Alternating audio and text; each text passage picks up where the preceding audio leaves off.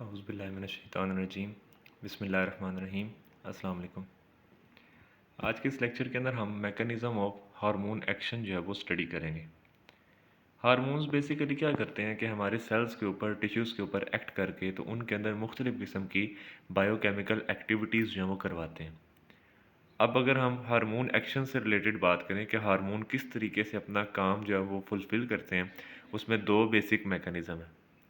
जो पहला मैकेनिज़्म है उसको हम फिक्स्ड मेम्ब्रेन रिसेप्टर मैकेनिज़्म कहते हैं और दूसरे को हम मोबाइल रिसेप्टर मैकेनिज़्म कहते हैं। हमारे पास यहाँ पर 2 तरह के जो है वो हार्मोन्स होंगे। एक तो ऐसे हार्मोन्स हैं जो प्रोटीन्स हैं, अमाइन्स हैं और वो वाटर सॉल्युबल होते हैं, मतलब हाइड्रोफिलिक होते हैं। और अपने वाटर सॉल्युबल होने की वजह से वो प्लाज़्मा मेम्ब्रेन को क्रॉस नहीं कर पाते।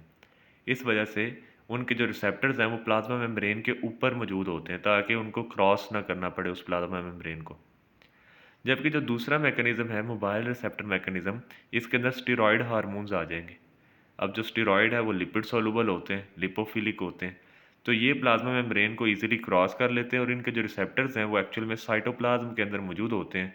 तो ये साइटोप्लाज़्म के अंदर जाकर फिर अपना फ़ंक्शन जो है वो परफ़ॉर्म करते हैं। दोनों रिसेप्टर्स को हम बारी-बारी सीखेंगे तो ये डायग्राम जो है वो हमें कंसेप्ट जो है वो लेने में आसानी पैदा करेगा यहाँ पर। यहाँ पर हमारे पास एक सेल है और आप देख सकते हैं कि इस प्लाज्मा मेम्ब्रेन के ऊपर बाहर जगह-जगह के ऊपर रिसेप्टर साइट्स मौजूद हैं। अब एक हार्मोन का मॉलिक्यूल आता है, आपने ये जो स्मॉल लेटर में ABC लिखी हुई है, इसको फॉलो करते जाना, ये एक्चुअल में स्टेप्स यहाँ पर बताए गए। तो जो पॉइंट ए है उसमें दिखाया गया है कि किस तरीके से हार्मोन मॉलिक्यूल आ रहा है। पॉइंट बी के अंदर ये बताया गया कि वो हार्मोन जो है वो रिसेप्टर के साथ जुड़ जाता है और हार्मोन रिसेप्टर कम्प्लेक्स बन जाता है। पॉइंट सी के अंदर बताया गया है कि जो हार्मोन रिसेप्टर कम्प्लेक्स बनता है उसकी वजह से एक एंजाइम जो है वो एक्टिवेट हो जाता है जिसे हम एडिनालेट साइक्लेज कहते हैं। इस एडिनालेट साइक्लेज का काम ये होता है कि ये ATP को कन्वर्ट कर देता है साइक्लिक AMP के अंदर। और याद रखिएगा कि साइक्लिक AMP फिर नेक्स्ट जो है वो क्या करता है, एक इनएक्टिव प्रोटीन जिसका नाम प्रोटीन काइनेज है उसको एक्टिव प्रोटीन काइनेज के अंदर कन्वर्ट करता है। और इस प्रोटीन काइनेज का काम ये होता है कि इसने फॉस्फेट ग्रुप ऐड करवाना है प्रोटीन्स के अंदर। तो वो फॉस्फेट ग्रुप कहाँ से आना है, वो ATP से आना है। तो आप देख सकते हैं कि पहले प्रोटीन प्लस ATP लिखा हुआ है, तो फिर उस ATP से प्रोटीन को तोड़कर फॉस्फेट को तोड़कर प्रोटीन के साथ लगा दिया जाता है। फिर जैसे ही ये प्रोटीन के साथ फॉस्फेट लगता है तो इसके बाद जो भी सेल का रिस्पॉन्स होता है जिसमें सेक्रीशंस हो सकती है, कंट्रैक्शन होती है, वो यहाँ पर हो जाता है। और जैसे ये सारा मैकेनिज़्म मुकम्मल हो जाता है तो फिर एक और एंजाइम आता है जो यहाँ पर तो मेंशन नहीं है, फॉस्फोडाइएस्ट्रेज़। वो फॉस्फोडाइएस्ट्रेज़ आकर साइक्लिक AMP को ब्लॉक कर देता है, रोक देता है ताकि ये सारा रिएक्शन जो है वो रुक जाए। अब मैं इसको एक दफ़ा दोबारा बता देता हूँ कि जो हार्मोन मॉलिक्यूल बाहर आकर अटैच हुआ, ये पहला मैसेंजर था या एक्स्ट्रा सेलुलर मैसेंजर भी आप कह सकते हैं कि सेल से बाहर जिसने मैसेज शुरू किया।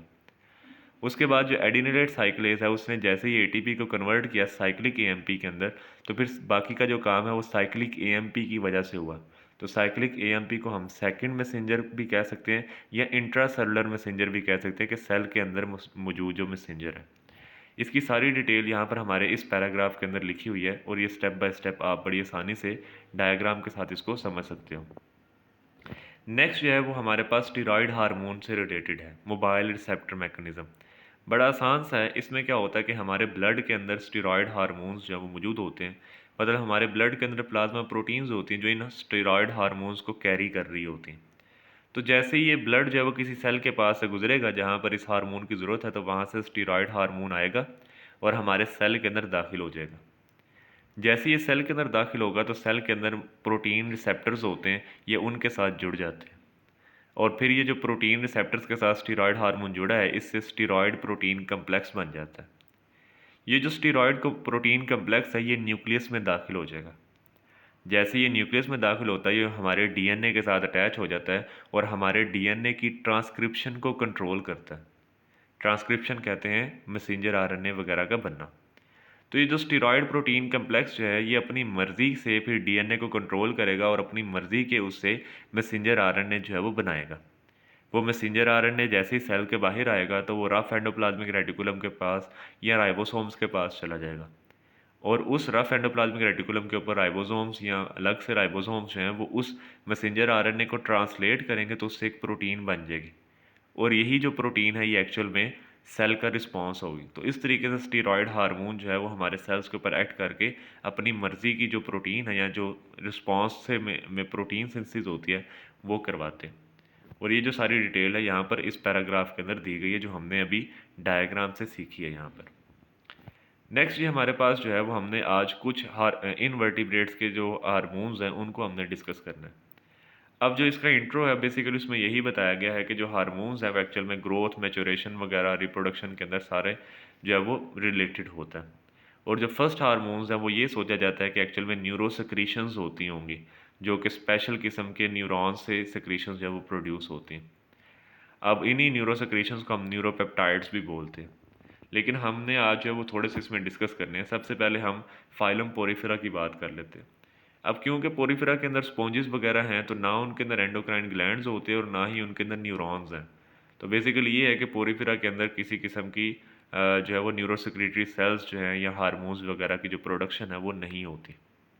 अगर हम नाइडेरियंस की बात करते हैं तो इसमें हमने हाइड्रा की एग्जांपल पढ़ी हुई है। अब हाइड्रा के अंदर जब हमने पढ़ा था वो नर्व प्लेक्सस मौजूद होता है।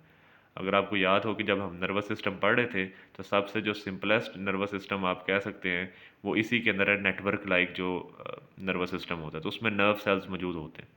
अच्छा, वो नर्व सेल्स के अंदर जो है वो ग्रोथ प्रमोटिंग हार्मोन्स प्रोड्यूस होते हैं, और ये जो ग्रोथ प्रमोटिंग हार्मोन्स हैं ये इस हाइड्रा के अंदर बडिंग, रीजनरेशन और ग्रोथ वगैरह करवाते हैं। इसमें अब एक छोटा सा एक्सपेरिमेंट किया गया कि हमने एक जो है ना वो मीडियम तैयार किया और उसके अंदर ये वाले हार्मोन्स रख दिए और हाइड्रा के कुछ फ्रैगमेंट्स जो टुकड़े हैं वो रख दिए। तो इन हार्मोन्स की वजह से वो हाइड्रा जो है उसका हेड बनना शुरू हो जाता है, मतलब वो जो टेंटिकल्स वगैरह है उसकी रीजनरेशन जो है वो शुरू हो जाती है। जिसकी वजह से इन हार्मोन्स को हम हेड एक्टिवेटर भी कहते हैं, कि मतलब ये जो हेड एक्टिवेटर है ये हाइड्रा के अंदर माइटोसिस का प्रोसेस जो है वो शुरू करवाते हैं। मतलब ये कि उनके अंदर ग्रोथ जो है वो रीजनरेशन उसको एक्टिवेट कर देते हैं। प्लेटी हेलमिंथेस जो है वो प्लेटफॉर्म्स को कहते हैं। अब जोलॉजिस्ट ने इनके अंदर न्यूरोसेक्रेटरी सेल्स को जो है वो आइडेंटिफाई किया, बहुत मतलब 30 साल पहले जो है वो न्यूरोसेक्रेटरी सेल्स इनके अंदर देखे गए थे। अब ये जो सेल्स हैं ये एक्चुअल में सेरिब्रल गैंग्लियन के अंदर मौजूद होते हैं और मेजर नर्व कॉर्ड्स के अंदर। सेरिब्रल गैंग्लियन से क्या मुराद है, मतलब कि ऐसा क्लस्टर ऑफ जो सेल बॉडीज जो कि ब्रेन की तरह बिहेव कर रहा है इनके अंदर, उसको हम सेरिब्रल गैंग्लियन कहते हैं। और उससे जो नर्व कॉर्ड्स निकलती हैं उनके अंदर ये न्यूरोसेक्रेटरी सेल्स होते हैं। और ये जो न्यूरोसेक्रेटरी सेल्स हैं ये उसमें से फिर जो केमिकल्स प्रोड्यूस करते हैं उनको हम न्यूरोपेप्टाइड्स कहते हैं, जो कि रीजनरेशन के अंदर, ए सेक्शुअल रिप्रोडक्शन के अंदर, गोनेड मैच्योरेशन के अंदर जो है वो इन्वॉल्व होते हैं। अब इसमें एग्जांपल दी गई है न्यूरोसेक्रेटरी सेल्स की कि कुछ टेपवर्म्स होते हैं, उनका जो सामने वाला हिस्सा होता है, एंटीरियर पोर्शन होता है, उसको हम स्कोलेक्स कहते हैं। स्कोलेक्स बेसिकली जो है वो टेपवर्म्स को हेल्प करता है किसी भी अपने होस्ट के साथ अटैच होने में। तो उसके साथ जो है वो फिर उसकी पूरी बॉडी के जो है वो छोटे-छोटे आप कह सकते हैं टुकड़े होते हैं जिनको हम प्रोग्लोटिड्स कहते हैं। तो बताया गया है कि इस कोलेक्स के अंदर जो है वो न्यूरोसेक्रेटरी सेल्स होते हैं जो कि उन टुकड़ों के, उन प्रोग्लोटिड्स की शेडिंग के अंदर जो है टूटने में जो है वो रोल प्ले करते हैं। तो प्लेटी हेलमिंथेस जब आप मतलब डिटेल से पढ़ेंगे तब आपको आइडिया होगा कि इसके जो पूरी बॉडी के अंदर छोटे-छोटे जो टुकड़े होते हैं उनको हम प्रोग्लोटिड्स कहते हैं। लास्ट के ऊपर हम डिस्कस करने लगे हैं निमर्टियंस के हवाले से। निमर्टियंस के बारे में बताया गया है कि प्लेटी हेलमिंथेस से ज़्यादा अच्छी इनके अंदर सेफलाइजेशन है, मतलब इनके अंदर लार्जर ब्रेन जो है वो मौजूद होता है, और इनके अंदर डॉर्सल पेयर ऑफ गैंग्लिया और वेंट्रल पेयर ऑफ गैंग्लिया मौजूद होते हैं। और वो जो डॉर्सल और वेंट्रल पेयर ऑफ गैंग्लिया है वो एक नर्व रिंग के साथ आपस में कनेक्टेड होते हैं। तो इसमें डेफिनेटली जो है वो प्लेटी हेलमिंथेस से ज़्यादा अच्छा ब्रेन जो है वो मौजूद है। इनके अंदर न्यूरोपेप्टाइड्स जो हैं वो इन गैंग्लिया से प्रोड्यूस होते हैं, जो कि गोनेड्स की डेवलपमेंट और इनके अंदर वाटर बैलेंस को जो है वो कंट्रोल करता है।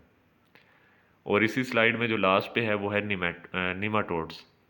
निमाटोड्स के अंदर कोई क्लासिकल एंडोक्राइन ग्लैंड तो मौजूद नहीं है, लेकिन इनके अंदर जो है वो न्यूरोसेक्रेटरी सेल्स लाजमी मौजूद होते हैं, और उन न्यूरोसेक्रेटरी सेल से न्यूरोपेप्टाइड्स हार्मोन प्रोड्यूस होते हैं जो कि इनके अंदर एग्डाइसिस का प्रोसेस जो है वो कंट्रोल करवाते हैं। अब एग्डाइसिस क्या होता है कि पुरानी क्यूटिकल को शेड करना और उसकी जगह पर नई क्यूटिकल जो है वो बना लेना। अब जैसे ही न्यूरोपेप्टाइड जो है वो न्यू न्यू क्यूटिकल जब बनती है, मतलब जब आप कह सकते हैं कि जब वो पुरानी हो जाती है न्यू क्यूटिकल, तो उससे फिर न्यूरोपेप्टाइड हार्मोन जो है वो प्रोड्यूस होते हैं। और वो जो न्यूरोपेप्टाइड हार्मोन हैं वो स्टिमुलेट करते हैं एक एक्सक्रीटरी ग्लैंड को, जिससे एक एंजाइम निकलता है जिसको हम ल्यूसीन अमाइनोपेप्टिडेज कहते हैं। और वो जो ल्यूसीन अमाइनोपेप्टिडेज है वो ओल्ड क्यूटिकल और न्यू क्यूटिकल के दरमियान में एक स्पेस जो है वो बना देता है, जिसके अंदर जो है वो आहिस्ता आहिस्ता फ्लूइड बनना शुरू हो जाता है और जो पुरानी क्यूटिकल है वो उतर जाती है और नीचे फिर न्यू क्यूटिकल को ग्रो करने का मौका मिलता है। तो ये बेसिकली हमारा आज का लेक्चर था, जिसके अंदर हमने दोनों मैकेनिज़्म पढ़े हैं और कुछ इनवर्टिब्रेट्स के अंदर हार्मोन्स की थोड़ी सी डिस्कशन हमने की है।